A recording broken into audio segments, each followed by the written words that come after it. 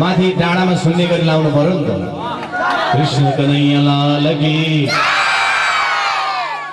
सुन्दरी कृष्ण वल्लभा बाबा पादांजलि दयाते ठाकुर करोमि चित्ते कदा त्वंतदा कृपया ओम मद्भक्ता पोषयति तम अविकृतं दया तद्वैर प्रसन्नो भय बुधरे दधा मोक्षदासं दधाति तं ज्ञान वैराग्य कारणं ज्ञान वैराग्य का विमोहो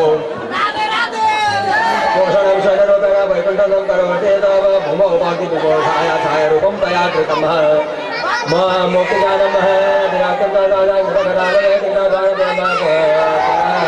महानंदम कलो मोदे स्वयं प्रातः पाखंडामय पंडितः कलो मोदे स्वयं प्रातः पाखंडामय पंडितः तथा शीघ्रं वैकुण्ठ पुनरे वचा स्मृतया पिता देवः मोक्ते रायाति यादिनः पुत्रकीर्ता तमेव जपाधिदेव रक्षतौ उपेक्षिता कलो कलो मनो वृद्धौ जातौ सुतौ तव तथापि चिन्तमो कंसः त्वमायः चिन्तयाम्यहं कन्या जगद्विरा कोऽपि योगनास्ति वरानने तस्मै त्वं स्थापयिष्यामि गेहे गेहे जने जने अन्य धर्म परिजन तिरस्कृत पुरस्कृत महोत्सव तथा नाहो हरे दासो लोककर्म प्रवर्तते तदे तदनाशा एजी भावने संते आभ्यमा पापिलोते गमे छते भयं मंदिरमे शांतिते भवेत् भक्तेः सर्वदा प्रेम रूपेण नते पश्यन्ति कीना समः स्वप्ने चामलमुरतयः नते तो नपिहा ध्रुव नराक्षसो वासुरो विवाह भाग्ये योग नमस्कारान् स्पर्शने तो प्रभुर्भवेत् न तपोरवे न वेदास न ज्ञाने न कर्मणा हरेः साधते भक्त्या प्रमाणं तत्र गोपिकाः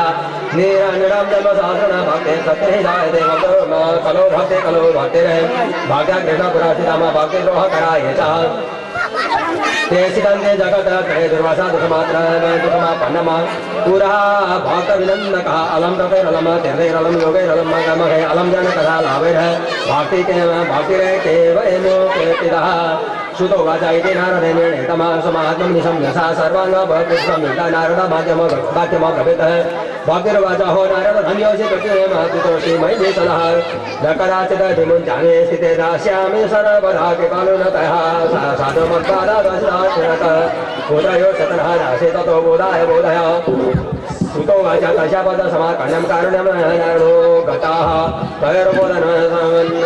तैर्बोधनधनरामारेधे कराग्रणविवरदयन् मुखं संयोज्य करते सतमोचय समोत्तरण्येन प्रबुधया शिखम रे वैराग्य प्रबोधतम वेद वेदान्त गोधय साजितपाठैर्मुहुर्मुहुः बुद्धिमानो तथा तेन कथित चितो तत्त्वेन स्थितो बलादः नेत्रन बलो कान्तो बीजं तो साधसाधुतो बलवत पालितो कायासु सकाशा समान वपो क्षुब्धामोदो निरेक्षेवा पुनः समाप्य कारणो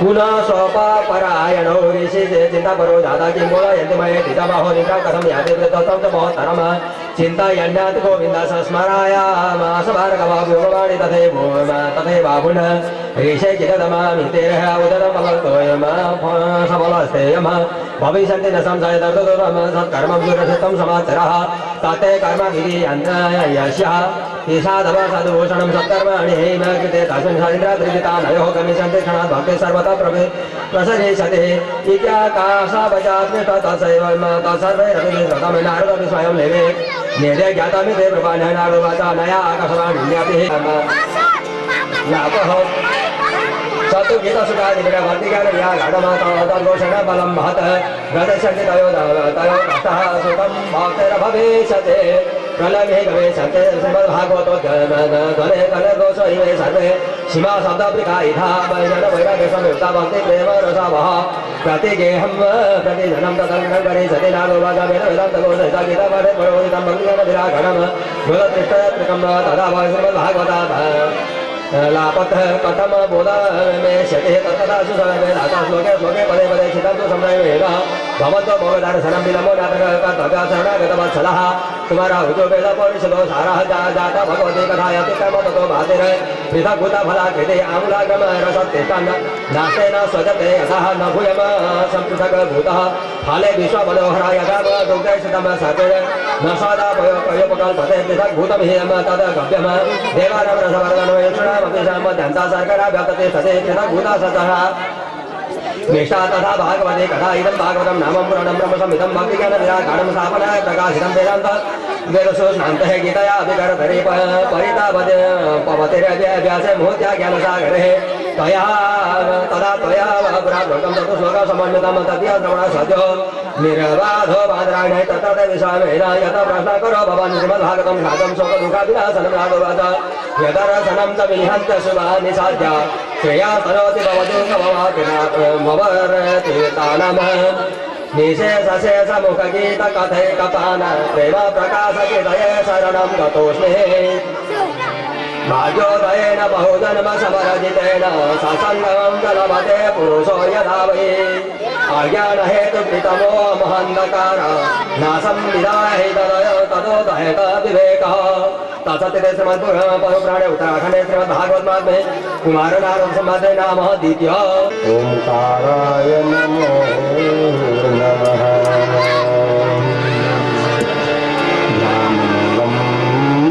गुरुमूर्ति पूजामूलं गुरु परम मोक्षमूलं गुरुवाक्यं मन्त्रमूलं गुरुवाक्यं मोक्षमूलं गुरुकृपा अखण्डमण्डलाकारं व्याप्तेन चराचरं तत्फलं दर्शितेन तस्मै श्रीगुरवे नमः कृष्ण वन्दे जगद्गुरुं ॐ शान्तिः शान्तिः शान्तिः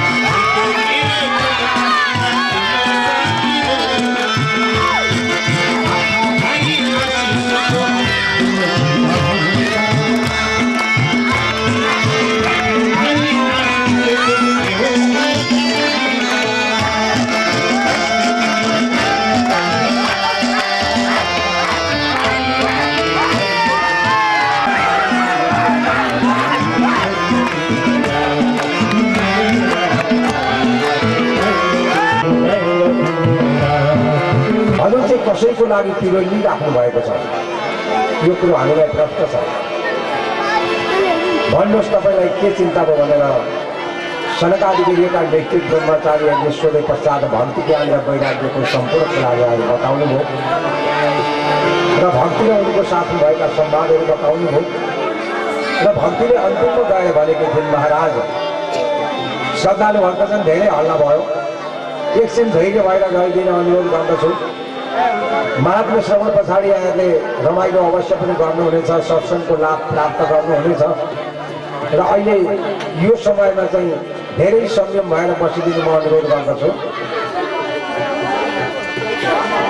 र भक्तिले नारदसँग भनेकी थिइन् अन्तिममा गएर, महाराज हजुरको एकैपल्टको उपदेश गरिकन तयारु कुमार प्रहलादले पनि मायामाथि विजय प्राप्त गरे।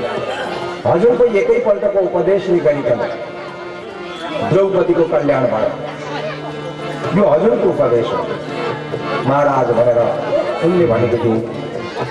र नारदले भन्नुभएको थियो, बाबु तिमी धैर्य गर भनेर भन्नुभएको थियो। आजको प्रसङ्गमा नारदजीले के भन्नुहुन्छ त भक्तलाई भने, वृथा खेदयसे काले अहो चिन्ता कथं कुरम्, श्रीकृष्ण चरणां भोजं स्मरं दुःखं गमिष्यसि भन्नुभयो। हे भक्ति तिमी धैर्य गर, हे बाले तिमी व्यर्थ किन चिन्तामा यसरी तिमी राखेकी छौ। मानिसले कहिल्यै पनि चिन्ता गर्नुहुँदैन, मानिसले कहिल्यै पनि धैर्य हुनुपर्छ। चिन्तालाई छोडेर तिमी के गर भने भगवान श्रीकृष्णको चरणको स्मरण गर। भगवान कृष्णका चरणको स्मरण गर्नाले नै तिमीलाई सारा कल्याणहरू प्राप्त हुनेछन्। दुःख कष्ट अवश्य पनि जानेछन्, चिन्ता गर्नु हुँदैन, धैर्य धारण गर्नुपर्दछ, भगवानका चरणको स्मरण गर्नुपर्दछ। हेर द्रौपदीलाई सभाका बिचमा दुशासनले सारी तान्न खोज्यो। द्रौपदीले भगवान कृष्णको स्मरण गरे, स्वयं लाखौँ लाख सारी पनि आउने कुनै भगवान कृष्ण। दुशासनले जति सारी तान्न पनि, दुशासनले जति चरित्र लुट्न खोजे पनि भगवानले आएर उनले भगवानको स्मरण गरिन्। भगवानले आएर स्वयं सारी बनिदिनु भयो। जति सारी तान्दा पनि अब पहाडको थुप्रो जस्तो भयो, तर द्रौपदीको चरित्र खराब भयो। भगवानले कल्याण गर्नुभयो। 5 पाण्डवलाई कौरवको प्रस्तुतबाट सदा सर्वदा रक्षा गर्दै, कौरवको कप्ती पासाबाट रक्षा गर्दै, लाहको घरबाट बचाउने। कौरवहरूले के गरेका थिए, लाहाको घर बनाएर पाण्डवहरूलाई त्यसमा राखेर बाहिरबाट आगो लगाएर जलाउन खोजेका थिए। त्यस्तो सङ्कटबाट पनि भगवान कृष्णले पाण्डवहरूको कल्याण गर्नु। र गोप सुन्दरीहरू अथवा ब्रजमा जन्मिएका जति पनि सुन्दरीहरू थिए, गोपिनीहरू थिए, अब यिनको पालन गर्ने प्रभु कुनै महाप्रभु भगवान कृष्णले कल्याण गर्नुभयो, यिनको हित गर्नुभयो। अर्थात् चिन्तन स्मरण गर। भगवानको हामीले चिन्तन अवश्य पनि गर्नुपर्छ, स्मरण गर्नुपर्छ। तिमी पनि भगवानको चिन्तन गर, तिमी पनि भगवानको स्मरण गर। म पनि भगवानको चिन्तन गर्छु, म पनि भगवानको स्मरण गर्छु, सम्झिन्छु। यो भइसकेपछि भगवानले हाम्रो कल्याण अवश्य पनि गर्नुहुनेछ। स्वयं भगवान साक्षात प्रकट भएर हाम्रो अगाडि आएर हामीलाई दर्शन दिनुहुनेछ। त्यति बेला हाम्रा सारा चिन्ताहरू हट्नेछन्। सारा चिन्ताहरू हटेर हाम्रो मन प्रसिद्ध हुनेछ, मन प्रफुल्ल हुनेछ। त्यसमाथि पनि तिम्रो नाम भक्ति हो कि ज्ञान र वैराग्य नाम गरेका तिम्रा छोराहरू हो। भगवान भक्ति ज्ञान र वैराग्य चाहनुहुन्छ। कलिकालमा भक्ति पनि हुनु पर्यो, ज्ञान पनि हुनु पर्यो, वैराग्य पनि हुनु पर्यो।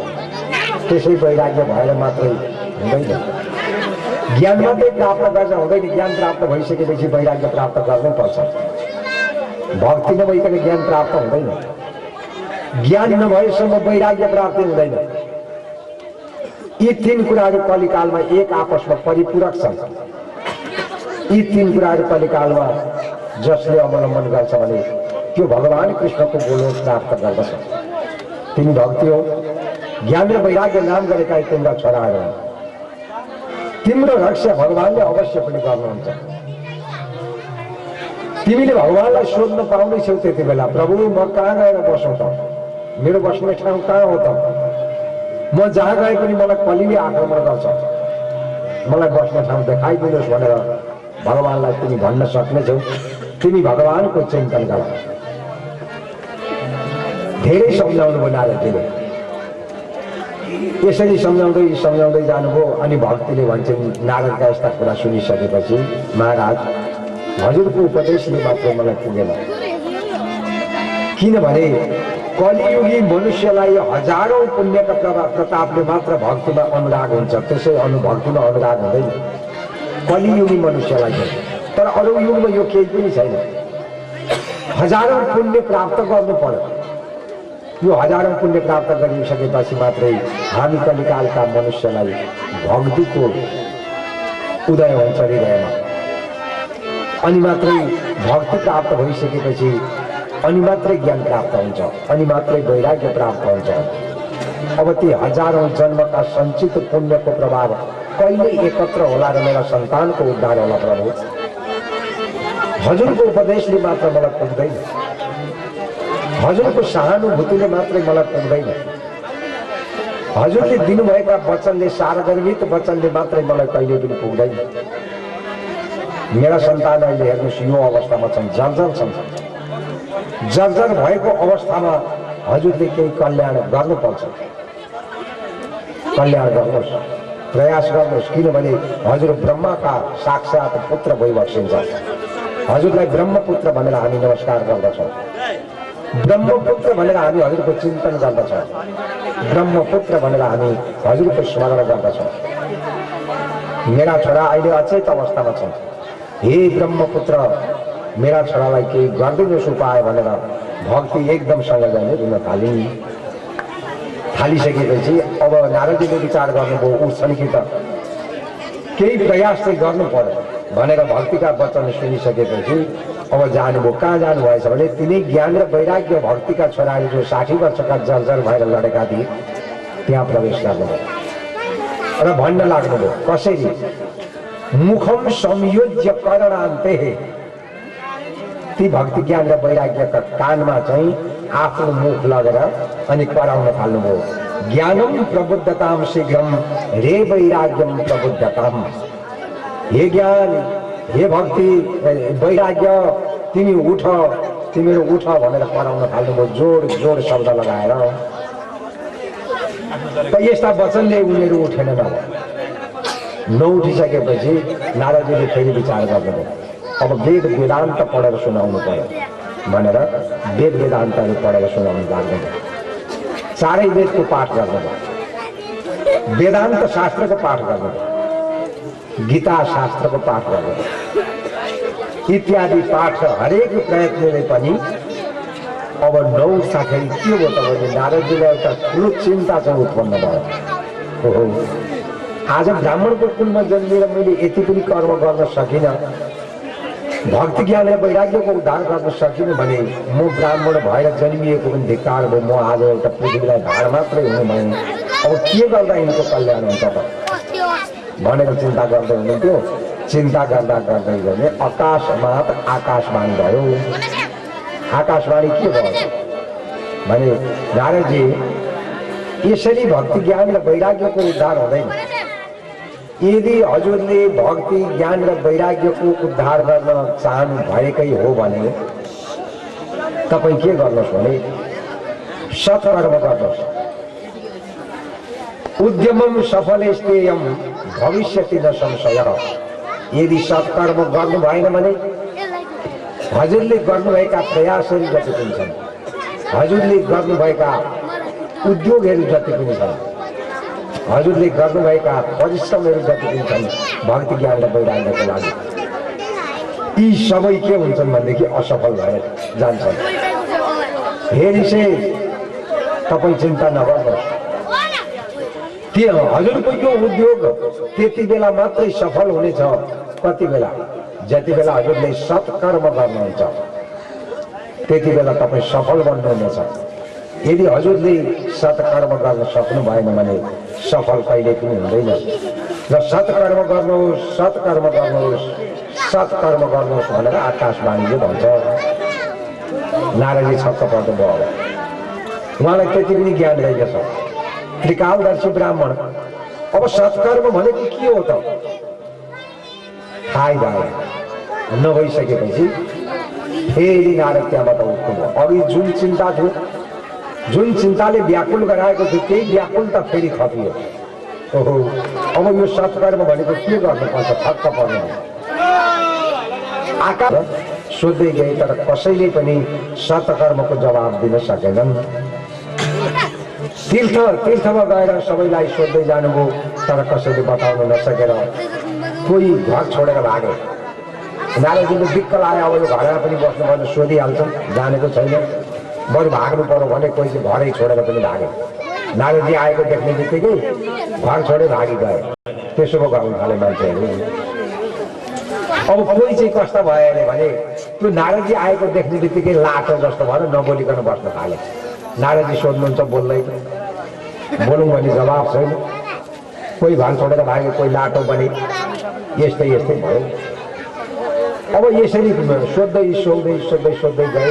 गइसकेपछि अब कहाँ पुगेछन् भने त्यही बद्रीनारायण भगवानको आश्रममा चाहिँ नारदजी पुग्नुभयो। पुगिसकेपछि बद्रीनारायण भगवानको आश्रममा चाहिँ अब सारा सिद्ध ऋषिहरू बसेका थिए। सनकादिगिरीका नैष्ठिक ब्रह्मचारीहरू बसेका थिए, तपस्यामा संलग्न थिए, भगवानको भजनमा संलग्न थिए, भगवानको नाम संकीर्तनमा संलग्न थिए, नारायणको भजन गरेर बसेका थिए। त्यस्तो ठाउँमा चाहिँ नारदजी घुम्दै घुम्दै अघि जुन रूप थियो त्यस्तै शरीरमा खलखली पसिना काट्दै फेरि त्यसै ठाउँमा पुग्नुभयो। पुगिसकेपछि सनकादिगिरीका नैष्ठिक ब्रह्मचारीहरूले फेरि पनि नारदको अनुहारमा हेर्नुभयो। के भयो महाराज हजुरलाई?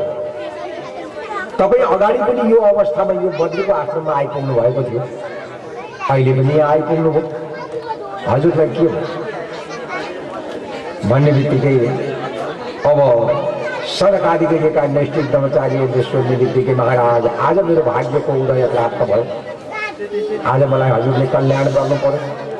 हजुर जस्ता महापुरुषको दर्शन मैले पाएँ, ब्राह्मणको दर्शन, सिद्ध ब्राह्मणको दर्शन नजाने, सदा सर्वदा जाने 5 वर्षको उमेर अनि पूर्वजका पनि पूर्वज भइबक्सिन्छ।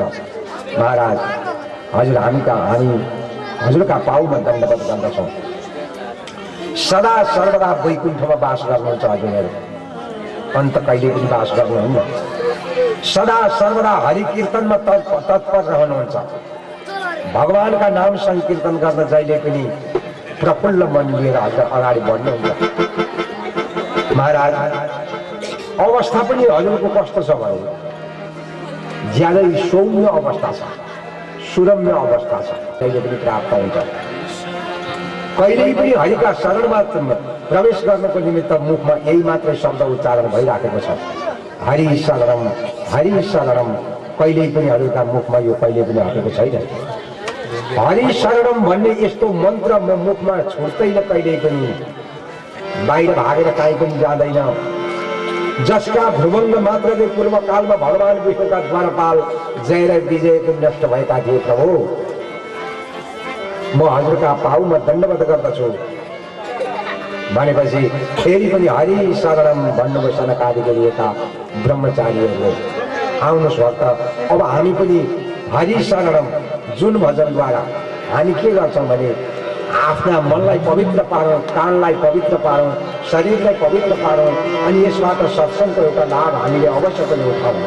भक्तवत्सल भगवानको हरि शरणम प्रभु, हरि शरणम, हरि शरणम प्रभु, राम शरणम प्रभु, राम शरणम, राम शरणम प्रभु, राम शरणम, हरि शरणम प्रभु, हरि शरणम। बोलो हरि शरणम प्रभु, हरि शरणम, हरि शरणम प्रभु, हरि शरणम।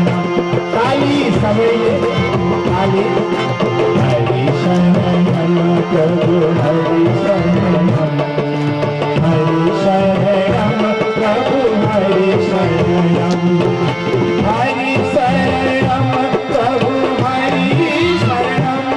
सनकादि गिरिएका नैष्ठिक ब्रह्मचारीहरूको भक्तवत्सल भगवानको आगन्तुक अतिथिहरूको भागवत धर्मको भागवत प्रेमी सज्जन वृन्दको मैले आज महात्माहरूको दर्शन प्राप्त गरेँ। मलाई साह्रै चिन्ता छ। यो चिन्ता अब अवश्य पनि हटेर जानेछ। मेरो कत्रो भाग्य रहेछ प्रभु। मेरो त डरलाग्दो रहेछ त भाग्य। म ज्यादै दुखी छु। हजुरहरू ज्यादै दयालु हुनुहुन्छ। दुखीलाई दया गर्नुहुन्छ हजुरहरूले। दुखीको माया गर्नुहुन्छ हजुरहरूले। दुखीसँग प्रेम गर्नुहुन्छ हजुरहरूले। दुखीलाई सदा सर्वदा साथमा लिनुहुन्छ हजुरहरूले। र दुखीलाई हजुरहरूले ज्ञान दिनुहुन्छ। मोक्ष मार्गको एउटा बाटो, निवृत्ति मार्ग जसलाई भनिन्छ, यो निवृत्ति मार्गको बाटो देखाउनुहुन्छ हजुरले। म माथि कृपा गर्नुहोस्। मलाई आकाशवाणीले एउटा शब्द प्रहार गर्यो। त्यो शब्द के प्रहार गर्छ? सत्कर्म गर अनि मात्रै ज्ञान वैराग्यको उद्धार हुन्छ भनेर एउटा वाणी म माथि प्रहार गर्यो आकाशवाणीले। यो वाणी मेरो लागि के हो भने हलाहाल विषसम्म भयो। म संसारमा अज्ञानी रहेछु ब्राह्मण भएर पनि। ब्राह्मण भएर पनि मलाई सत्कर्मको अर्थ लगाउन सक्ने शक्ति भएन प्रभु। सत्कर्म भनेको के हो? हामीले मैले के गर्नुपर्छ? अब मलाई एउटा सत् मार्गको बाटो देखाइदिनु। सत्कर्म भनेको के हो? यसरी सोधिसकेपछि सनकादि गरिएका नैष्ठिक ब्रह्मचारीले भन्नुहुन्छ, देवर्षि ओहो साह्रै रोचक प्रश्न गर्नुभयो हजुरले। साह्रै मिठो प्रश्न गर्नुभयो हजुरले। सत्कर्म भनेको साह्रै सरल उपाय हो। हजुरले चिन्ता गर्नु पर्दैन। किनभने सबभन्दा पहिले त मनमा प्रसन्न लिनुहोस्। मन प्रसन्न भइसकेपछि म हजुरलाई बताउँछु कि जो सत्कर्म भनेको एउटा सरल उपाय छ। सरल बाटो हो यो, कुनै कठोर बाटो होइन। जो पहिले पनि विद्यमान थियो। हजुर धन्य हुनुहुन्छ। भगवान श्रीकृष्णको दास हजुर भइबक्सिन्छ। हजुरलाई त म के भन्छु भने हजुर भनेको एउटा पथ प्रदर्शक, बाटो देखाउने व्यक्ति। पथ प्रदर्शक भएको कारणले गर्दाखेरि नै म हजुरलाई धन्य सम्झन्छु। हामी हजुरलाई धन्य सम्झन्छौँ। हजुर कस्तो हुनुहुन्छ भने विरक्तानाम शिरोमणि, विरक्तिहरूको एउटा शिरोमणि भइबक्सिन्छ। विरक्तिका शिरको मणि भइबक्सिन्छ हजुर। हे महाप्रभु, यो कुनै आश्चर्यको कुरो होइन। हजुरले भक्तिको स्थापना गर्न खोज्नुभयो। हजुरले ज्ञान वैराग्यको स्थापना गर्न खोज्नुभयो। यो त राम्रो कुरो हो। हामी ब्राह्मणहरूले दुखीमाथि दया गर्नु, दुखीको कल्याण गर्नु, दुखीको हित गर्नु, दुखीसँग प्रेम गर्नु, दुखीमा सद्भाव राख्नु, यो हाम्रो ब्राह्मणको एउटा कर्तव्य हो। यो कर्तव्य पुरा गर्न यदि हामीले सक्यौँ भने भोलि हामी नैतिक पतन भएर जानेछौँ। र हामीले गरिएका धर्ममा पनि विभिन्न खालका विकृतिहरू उत्पन्न हुनेछन्, विभिन्न खालका विसङ्गतिहरू उत्पन्न हुनेछन्। यो हाम्रो कर्तव्य हो। सत्कर्म भनेको साह्रै सरल छ प्रभु। ठिक छ, भक्ति ज्ञान र वैराग्यको निमित्त यति दुखी भएर, यति चिन्तित भएर तपाईँ आउनु नै हाम्रो लागि एउटा सौभाग्यको कुरा हो। हामी खुसी छौँ। हामी हजुरलाई बताइदिन्छौँ। ऋषिमुनिहरूले शास्त्रमा धेरै बाटाहरू बताएका छन्। कस्ता बाटा भने त्यो शाश्वत ईश्वर प्राप्ति गर्ने बाटाहरू धेरै छन्। तर हामी जुन बाटोबाट जाउँ हामी त्यो आफ्नो गन्तव्य स्थानमा पुग्छौँ नै अब। तर यी बताएका बाटाहरू के छन् भने साह्रै कष्ट साध्य छन्। ऋषिमुनिहरूले बताएका बाटाहरू जुन छन् यी बाटा त ज्यादै कष्ट छन्, ज्यादै दुःखदायी बाटाहरू छन्। बाटामा हरेक प्रकारका दुःख कष्ट हामीलाई प्राप्त हुन्छ। परिणाममा प्राय के हुन्छ भने यी बाटाले हामीलाई एउटा स्वर्ग मात्रै प्राप्त गराउँछ। स्वर्ग भनेको त्यस्तो ठाउँ हो, हामी भन्छौँ स्वर्गको बास होस् भन्छौँ नि मरिसकेपछि। त स्वर्गमा त त्यस्तो मान्छे बस्छ जो मान्छेले यस भूमिमा पुण्य कर्म गरेर आर्जन गरेको जुन सम्पत्ति छ त्यो सम्पत्ति बोकेर स्वर्गमा जान्छ। अब स्वर्गमा गइसकेपछि त्यो सम्पत्ति त्यहाँ भोग गर्छ, जति झोलामा लिएर गएको छ त्यहाँ गएर खाइसकेपछि फेरि मध्यमण्डलमा जन्म नै पर्छ। त्यसैले स्वर्गभन्दा माथिको लोक कुन हो त भने गोलोक हो। यो गोलोकमा गइसकेपछि पुनर्जन्म न विद्यते, फेरि जन्मनु मर्नु कहिल्यै पनि पर्दैन। गोलोक प्राप्ति गर्ने बाटो के हो त अब? त स्वर्ग प्राप्ति त अब दान गरेर पनि स्वर्ग जान्छ, यज्ञ गरेर पनि स्वर्ग जान्छ, अथवा कुनै एउटा बाटो अँगाल्दा पनि हामी स्वर्ग पुग्न सक्छौँ। तर गोलोक चाहिँ कसरी पुग्नु त?